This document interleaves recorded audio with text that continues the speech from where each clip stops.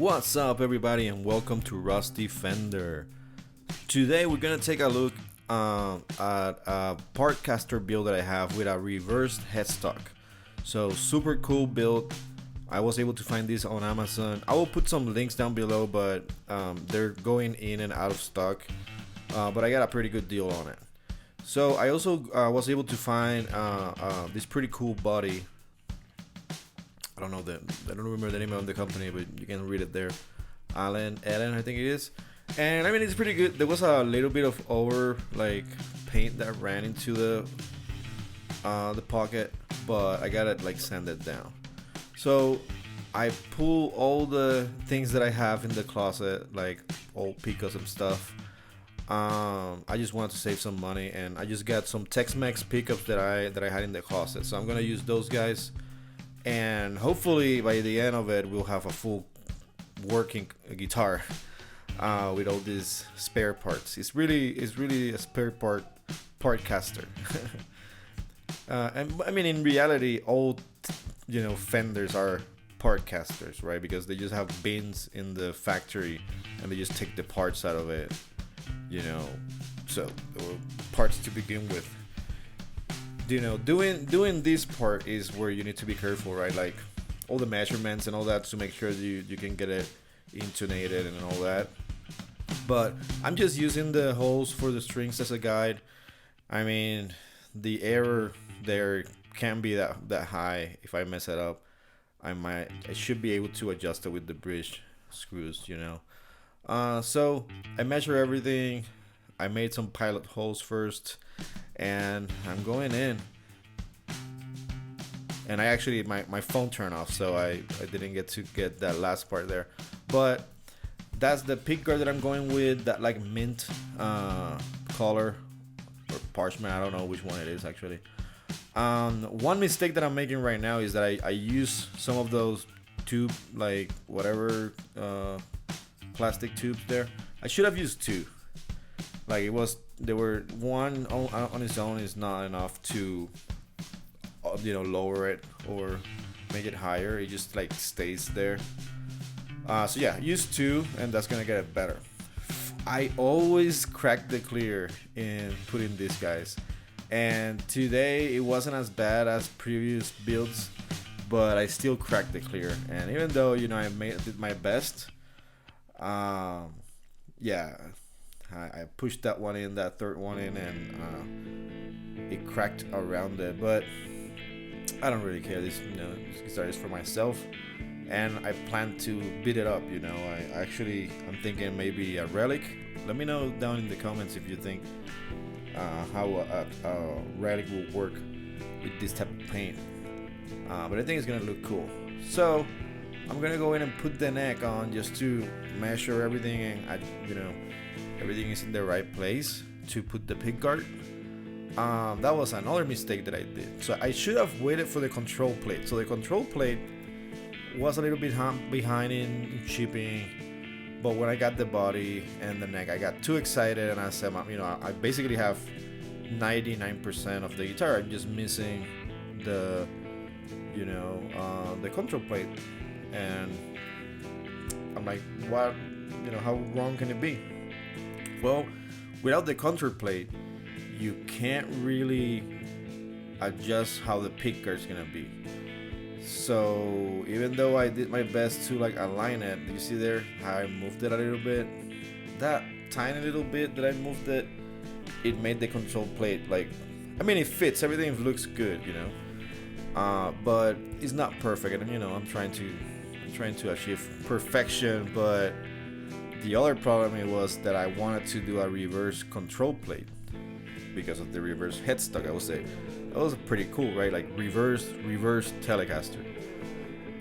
But because the pot at this point is then on the top of the hole, is also making it more difficult to adjust or move the control plate.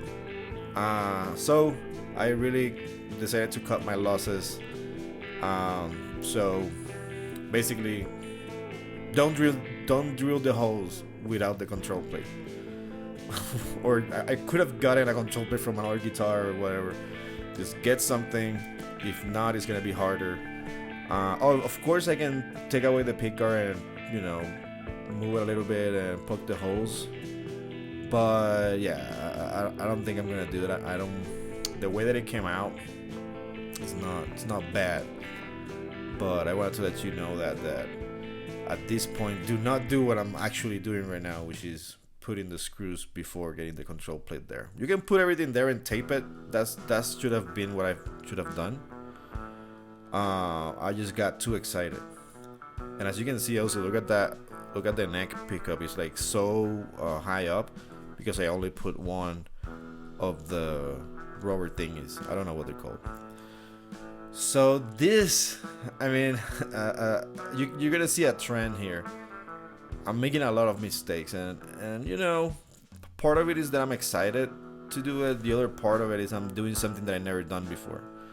So I never done like a reverse control plate, and it only hit me like halfway through working on this is, you know, I can't really be using that diagram because in the end everything is gonna be not only backwards but the other way around. So the switch, the pickup switch, if I flip it, then the bridge pickup becomes the neck position on the switch, right? I mean, it's very difficult to explain without you know showing it to you, but I kept realizing that it wasn't just a straight switch the control plate type of situation, and you're gonna see me make mistakes and readjust along the way. And actually I still have to open it up and make some changes after this, because while recording for the demo, I noticed that I used 500k pots for the volume, so it's basically too bright. You can fix it with the tone, but I mean, at this point I just can't. I'm just gonna go in and put a 250k volume one of these days. But for the moment, it sounds pretty good. You just have to turn basically you have to put the tone halfway, which makes sense, to get it to like 250k. That's but yeah, it will make your ears bleed. At the same time, it's pretty cool because you get a volume boost, right? If you turn that tone up to 100% and you do a solo, it gets you like a lead type of sound, very trebly. It doesn't matter where you are. So I'm thinking about it. I still think that I might be better with a 250 volume, just to reduce that crazy piercing treble that I'm dealing with when I plugged it in. But I mean, you live and you learn, right? I just should have checked what I was using. Alright, so I'm almost ready to start working on the switch. I'm starting to realize that I have to do it backwards that what I see on the diagram. And it was, for some reason, it was so hard to imagine everything backwards. That was actually a weird thing that I didn't notice, that I don't know, think about. So even though I did wire the switch correctly, it's in the wrong orientation, because if I do it this way, then the tone is gonna be the one on the top of the guitar, right? Like where the volume should be. So I only noticed that until later. It's hilarious, but I put enough cable there that I was able to flip it. So I got very lucky on that one. But yeah, it's actually it's harder than I expected. The reverse control plate is way harder than I expected. All right, so putting the grounds in, and I'm almost ready to put it on the control plate. And that's when I start realizing all the other mistakes that I've done. But what can you do? You have to try it. I tried it. So there I am. I had to put some extra nuts there because they were too long. They looked kind of ridiculous.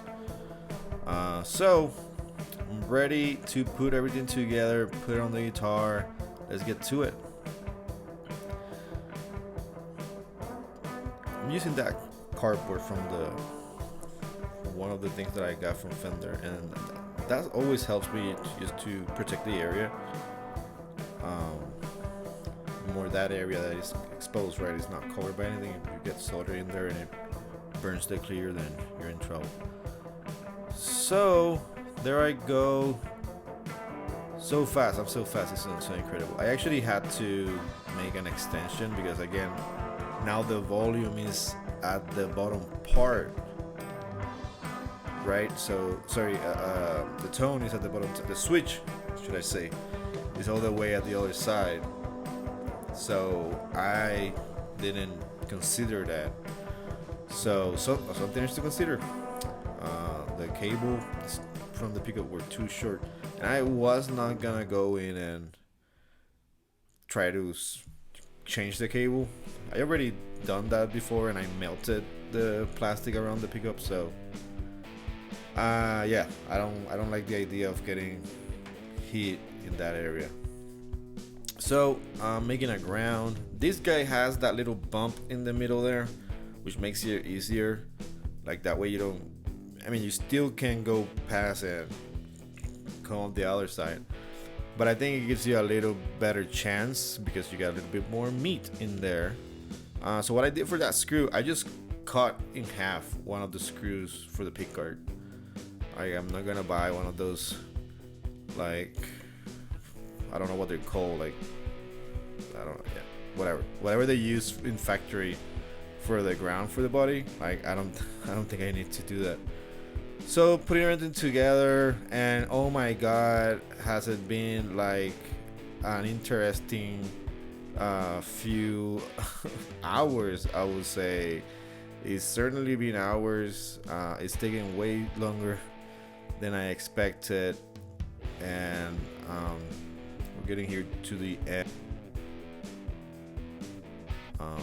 making the holes, and then you'll realize that I'll be realizing that the control plate is a little bit harder to navigate the alignment than I expected. So obviously I wanted it to be aligned with the bridge and with the pickguard, but man, I mean, it's looking great now, but when I put the screws in, there's like one screw making everything like offset, but it's so minimal that it's just me being me. But yeah, so look at that. I before this I was trying to put in the right-handed tuners that I had, and immediately I was like, wait, no, I have to buy new tuners. Well, might as well go in and get the nice stuff, right? So I bought one of the locking tuners, and actually found it pretty cheap, 50 something bucks. So it wasn't that bad, but I mean, I was trying not to spend a lot of money on this guitar, but you get that nice reverse headstock, might as well also put some nice tuners. And these are the first staggered tuners that I ever put on before, and I basically am kind of realizing I don't think I knew before, so I'm like realizing that they're staggered, and so I'm separating them just to not get them confused. So I'm gonna try to see if I can get away without using a string tree. For now, it's working okay, but I do think that I might have to still end up using a string tree, even with the staggered tuners, because the way that the reverse headstock is, the thicker strings are now the ones that are the longest run. And yeah, it gives the guitar like a little bit of a weird tension situation there. It will be interesting to see if there's actual numbers somebody has of if the screen tension changes when it's a reverse headstock. But remember to subscribe. I'm gonna be making a giveaway with a Squire bass. Check out the other videos if you like this one. But yeah, the only thing you need to do is subscribe, and I'll be giving away that bass soon. Stay tuned for more. I hope you like it. Have a good one. Cooling out.